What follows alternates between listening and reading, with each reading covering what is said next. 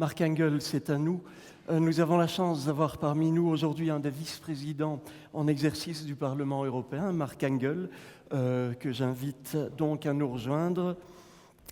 Vous êtes membre, Marc Engel, du LSAP, le Parti socialiste luxembourgeois. Vous n'êtes pas du tout connu comme un homme belliqueux et polémique, et sans être le moins du monde rassuriste, vous m'avez dit que vous vouliez voir le péril du changement climatique sous un angle plus positif, ce qui correspond à ma recherche d'optimisme de ce jour, et vous voulez insister, vous, sur les opportunités de la transition. Gagner la bataille des récits, c'est le thème de votre intervention que nous écoutons avec beaucoup d'attention. Merci beaucoup, mesdames et messieurs, chers amis. Je suis content de pouvoir parler pour la première fois dans cette salle où j'ai écrit mon bac il y a quelques décennies. Donc, je suis très honoré d'être ici et je remercie l'Athénée d'organiser, de donner à la disposition cette salle. Et merci Alvin de m'avoir invité. Quand tu m'as téléphoné, je t'ai dit, écoute, je suis pas dans la commission qui s'occupe de l'environnement et des questions climatiques. Qu'est-ce que je vais raconter? Et puis je me suis dit, je suis dans la commission des affaires sociales et le Green Deal, il faut qu'il ait un cœur rouge. Je vais parler de ça. Et puis j'ai vu qu'il y a Nicolas Schmitt, le champion du cœur rouge dans le Green Deal, va être présent. Alors je me suis dit, mais comment je vis toutes les discussions par le Parlement européen? Depuis que je suis vice-président, je préside pas mal de réunions en plénière et je vois un peu les discours qui se forment. Et puis je me suis dit, j'ai choisi comme sujet gagner la bataille des récits et de parler plus des opportunités du Green Deal. Et je crois qu'une des actions qu'on peut faire, c'est de retrouver un narratif positif autour du Green Deal et pas le narratif de la peur. Claude, il en a parlé à la fin de son excellent discours qu'il y a ce récit négatif qui prend le dessus et il faut absolument changer cela. Donc, l'être humain est, selon l'historien Yuval Noah Harari, un animal de storytelling. Et les récits que l'on crée et qu'on partage nous définissent en tant qu'espèce et sont déterminants pour interpréter le désordre de la vie qui nous entoure. Et il y a pas mal de désordres qui nous entourent en ce moment. Donc, ceci vaut également pour les institutions européennes, les institutions politiques et aussi pour le monde politique. Et les récits qui nous entourent peuvent déterminer la force du soutien des gens ou peuvent les amener à se révolter contre une situation qui leur semble injuste. Et les récits conditionnent les perceptions publiques et par extension les débats et aussi les décisions politiques. Et on le voit de plus en plus fréquemment et de manière plus intense ici en Europe et à travers le monde. Le changement climatique, la perte de biodiversité et la protection de l'environnement représentent des défis énormes et des défis qu'on peut surmonter, mais des défis qu'il faut attaquer et surtout, pas comme beaucoup d'électeurs luxembourgeois, des défis qu'on va nier et il faut les attaquer. Juste pour vous dire, j'ai dans mon portefeuille de vice-président tout ce qui est foresight en français, perspective stratégique, et d'ailleurs les institutions européennes, le Parlement, la Commission, le service d'action extérieure, la Banque européenne d'investissement et plusieurs autres institutions européennes, ils produisent tous les 5 ans un rapport sur les future trends. Donc, et là, en 2019, chaque fois avant les élections européennes, le changement climatique est le point essentiel. Encore cette année, le Parlement européen, il produit chaque année un rapport sur les future shocks, sur les chocs. Chaque année, on identifie quelques chocs et cette année, la perte de biodiversité était identifiée comme un des grands défis. Donc, toutes les questions dont on débat sont d'actualité, sont importantes et il ne faut pas les nier. Peut-être encore une autre petite expérience personnelle. J'étais très ému en juillet quand j'étais invité par Frans Timmermans, qui est donc le premier vice-président exécutif de la Commission européenne et donc le père du Green Deal. Et on a ensemble institué la journée européenne de commémoration des victimes de la crise climatique mondiale, qui est le 15 juillet. Donc chaque année maintenant, on va commémorer les victimes de la crise climatique et c'était une cérémonie très émouvante parce qu'elle était en présence du directeur général de la Commission Climat qui a perdu sa fille dans les Ardennes lors des inondations en 2021. Vous vous souvenez, dans plusieurs pays européens, il y avait des énormes inondations et vous voyez que les phénomènes climatiques ne se passent plus dans d'autres continents, de l'autre côté de la Terre, mais ça se passe chez nous aussi. Donc les défis, les changements climatiques, la crise climatique, elle est présente et est une question naturellement très complexe, comme vous l'avez discuté depuis ce matin.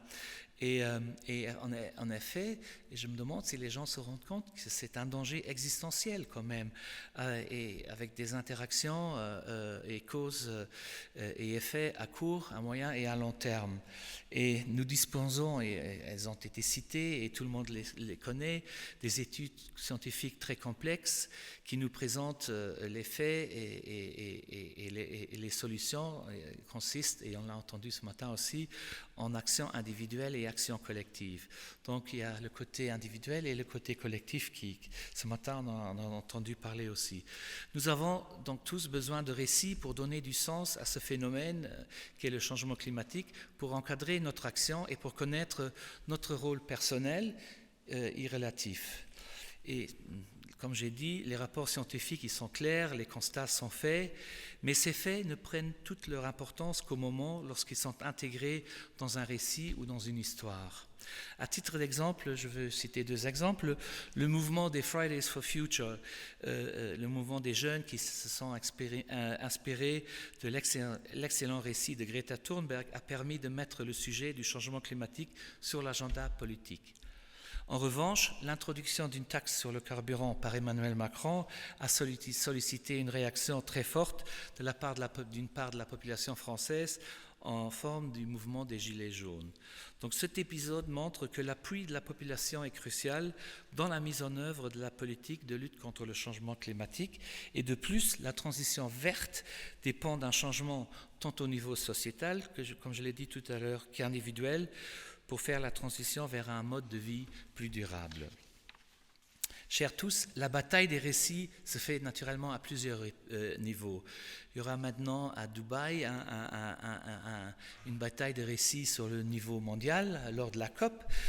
Cette bataille se fait au niveau de l'Union européenne, dans l'enceinte du Parlement européen, je suppose dans l'enceinte de la Commission et dans d'autres institutions européennes. Et elle se fait aussi au niveau national et selon les différentes spécificités dans les différents pays membres.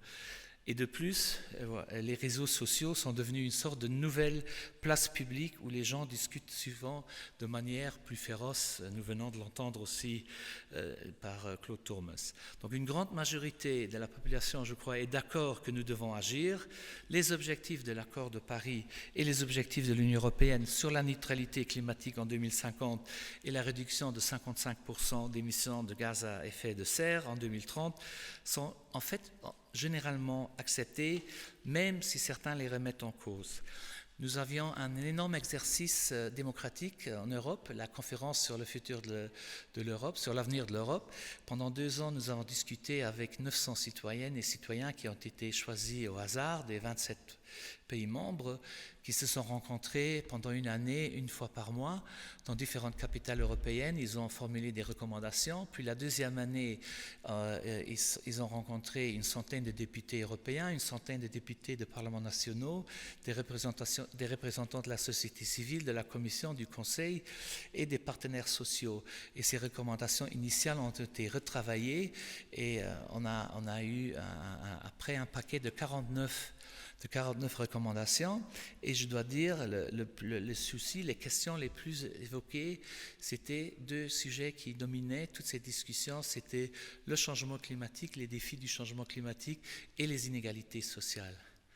Les questions de migration, certainement des questions très importantes, c'était pas ce sujet-là qui dominait, mais c'était en effet le changement climatique. Et pourquoi ? Parce qu'un tiers de ces participants, de ces 900 citoyennes et citoyens, c'était des jeunes entre 16 et 25 ans.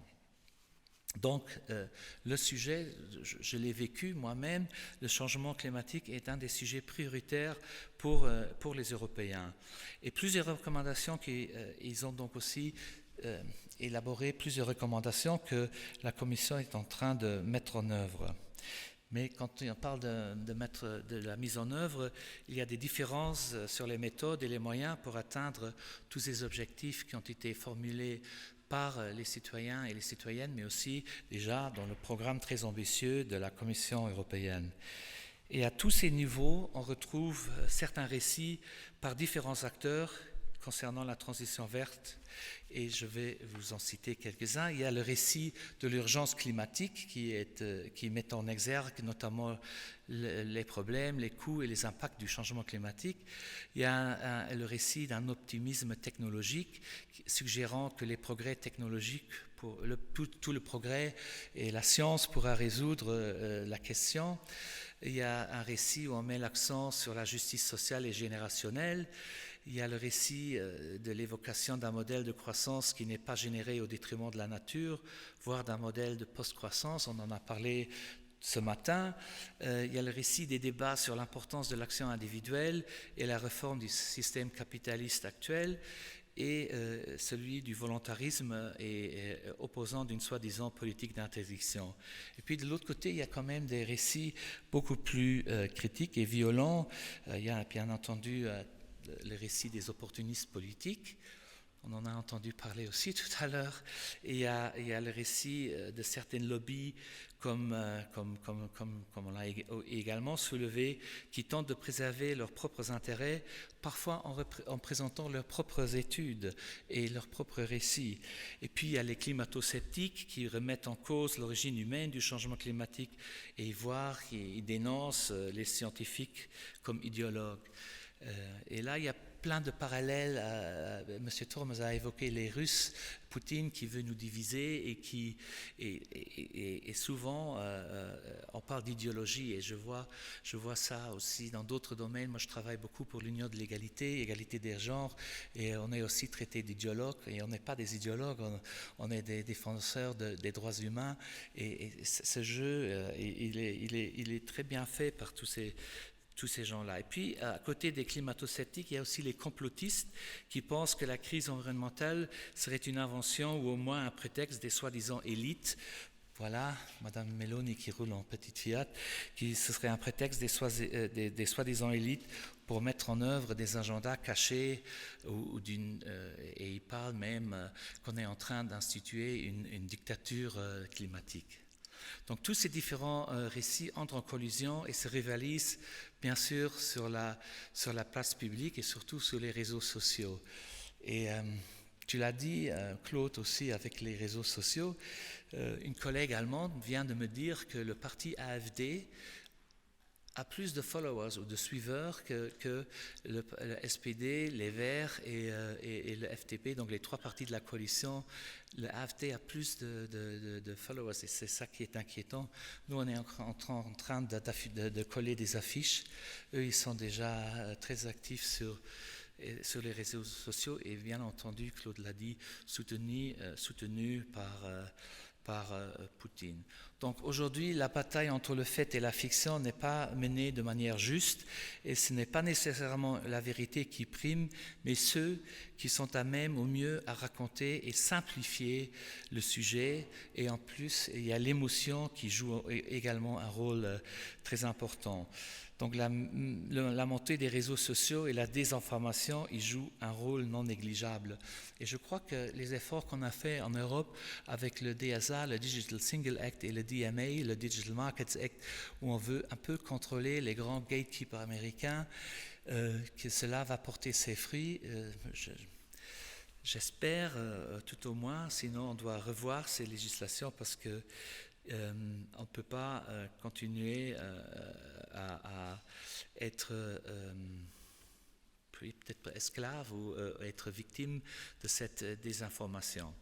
Au Parlement européen et en tant qu'élu direct, nous faisons tout à fait aussi, je vis tous les jours ce spectre de récits.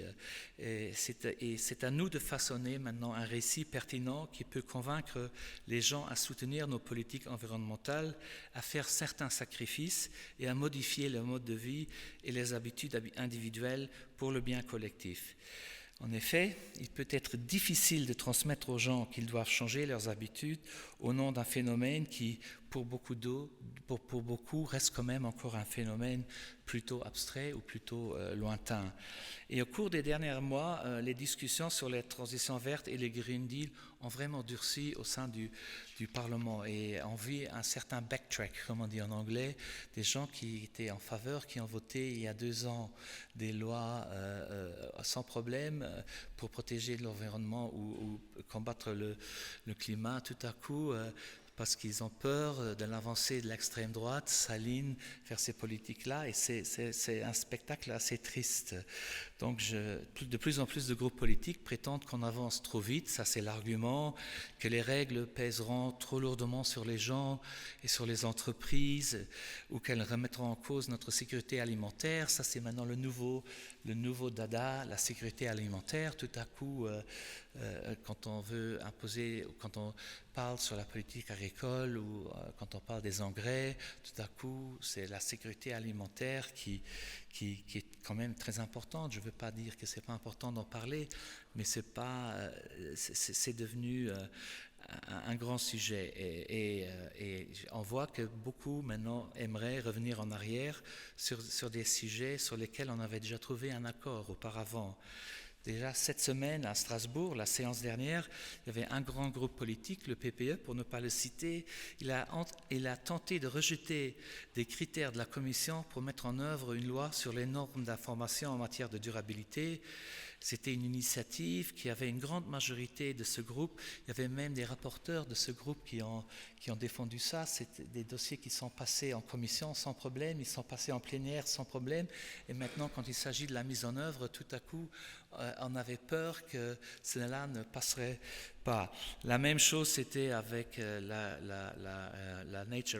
loi sur la restauration de la nature. Il y a 6 mois, on ne s'imaginait pas que ça pouvait être un vote aussi étroit de quelques dizaines de voix.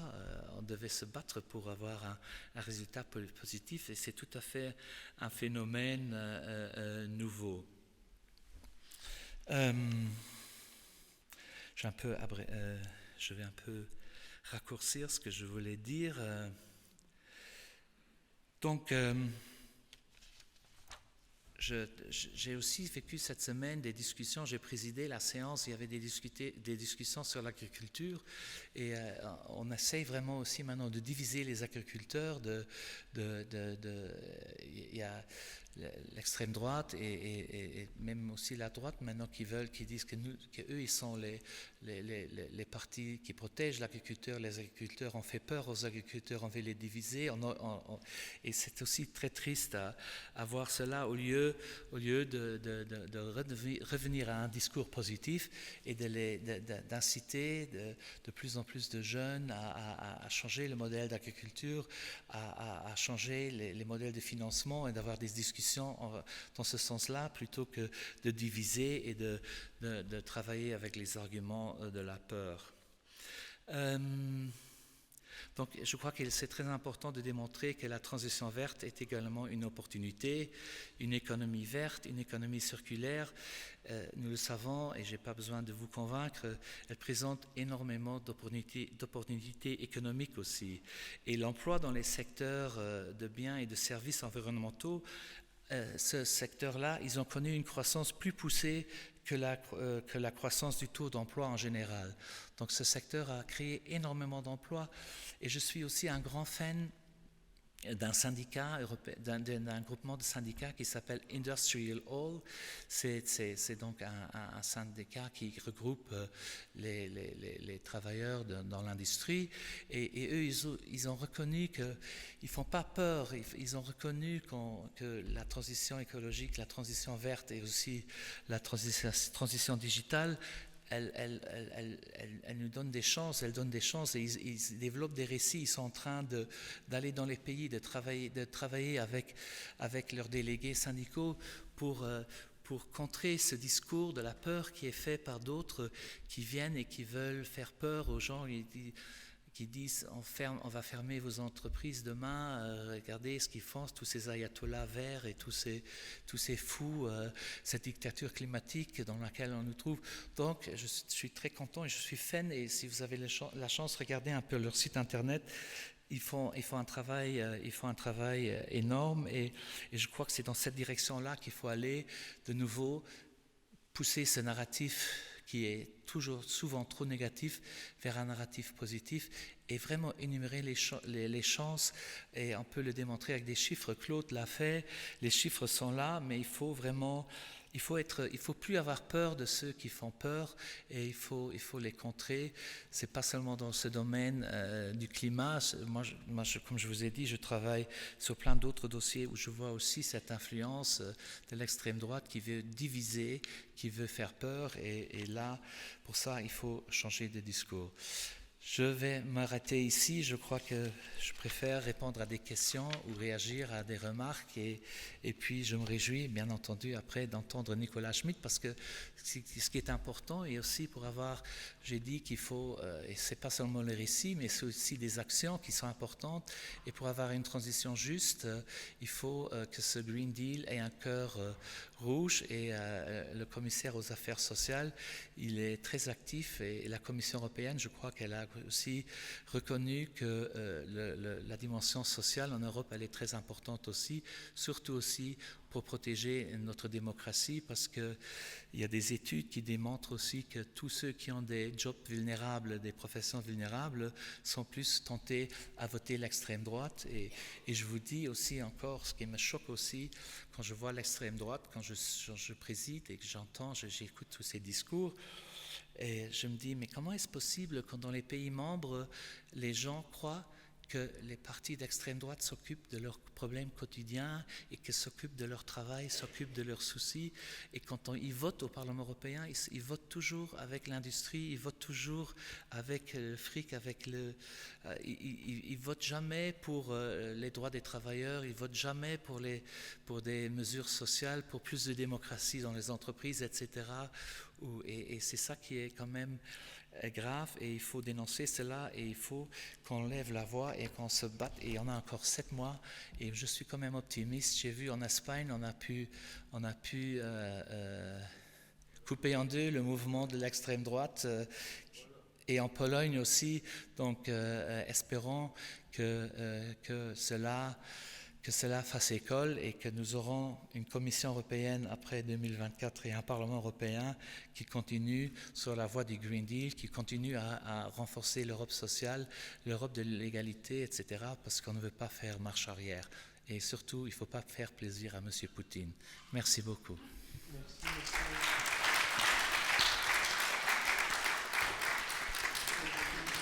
Merci beaucoup, Monsieur le Vice-président du Parlement européen.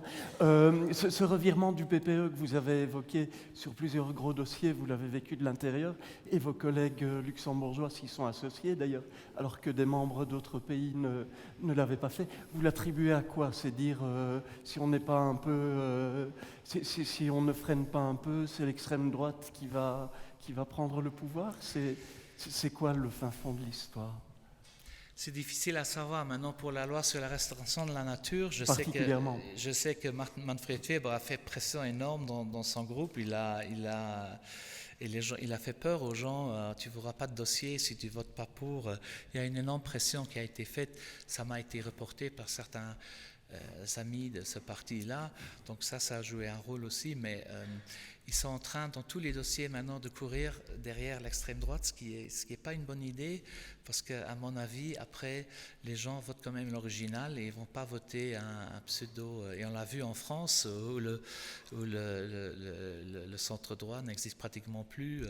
Et je crois que Manfred Weber est en train de faire la même faute au Parlement européen avec son groupe politique, au lieu de chercher des majorités comme il l'a fait. Heureusement, dans beaucoup de dossiers, on a encore cette majorité avec les Verts, socialistes, les libéraux, et de ne pas faire des majorités avec les extrêmes et les groupes très conservateurs. Et par ailleurs, vous évoquiez Frans Timmermans avec beaucoup d'émotion, mais c'est de l'histoire maintenant.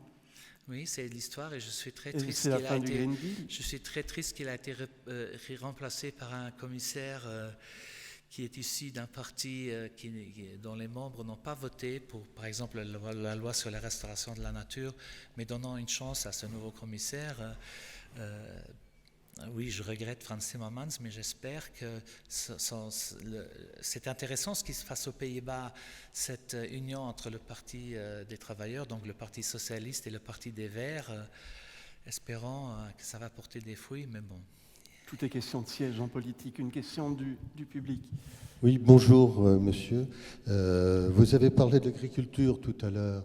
Vous avez parlé de l'extrême droite qui faisait peur aux agriculteurs. Je n'ai pas très bien compris le sens où ça allait, mais j'ai une question à vous poser concernant justement l'agriculture et la manière dont l'Europe traite la question des pesticides et des engrais. En France, on voit que finalement le glyphosate a toujours ses beaux jours. En Europe, j'ai l'impression aussi. Est-ce que oui ou non, on va à un moment ou à un autre aller vers une agriculture vertueuse ?